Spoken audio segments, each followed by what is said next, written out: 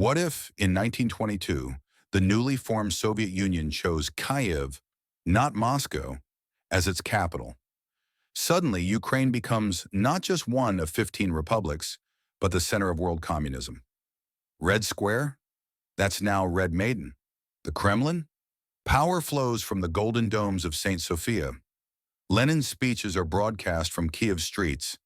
Ukrainian becomes the primary language of Soviet bureaucracy, and Russian becomes secondary.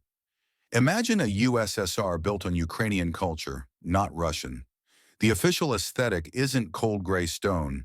It's embroidered patterns, wooden architecture, and Cossack symbols. Instead of being suppressed, Ukrainian culture is promoted. Folk music, dance, and language spread across the Soviet Union. Schools in Central Asia and Siberia teach Ukrainian as a second language. Propaganda posters feature Cossacks and Carpathian landscapes. Soviet films are shot in Lviv, Kharkiv, and Odessa. Kyiv becomes the Hollywood of the East, blending socialist realism with folklore.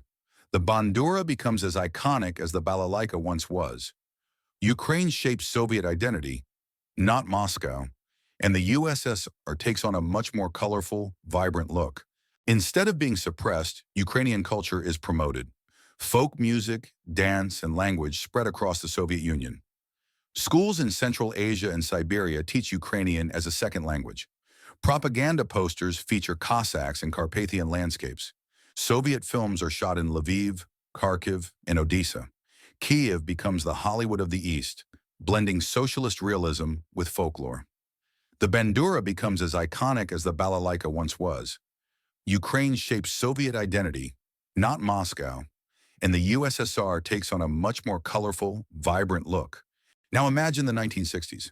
The USSR launches Sputnik, but from Dnipro, not Baikonur. Cosmonauts train near Poltava. The control center lies deep in Ukrainian forests. The world sees Kyiv, not Moscow, on every news broadcast.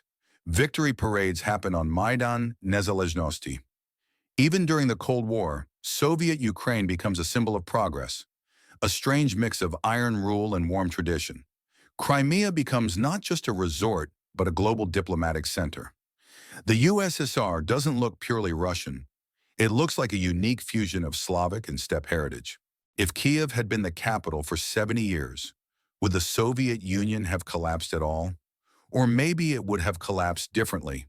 Instead of Ukraine declaring independence, maybe Russia becomes the rebel republic. Kyiv keeps the federation together, not through force but cultural pull. If the USSR still falls, Kyiv emerges stronger, not broken. By the 2000s, Ukraine is already integrated with Europe. It's not a post-Soviet state. It's the former capital of a superpower. And that legacy gives Ukraine far more weight in global affairs. Crazy, right? What if history really had gone this way?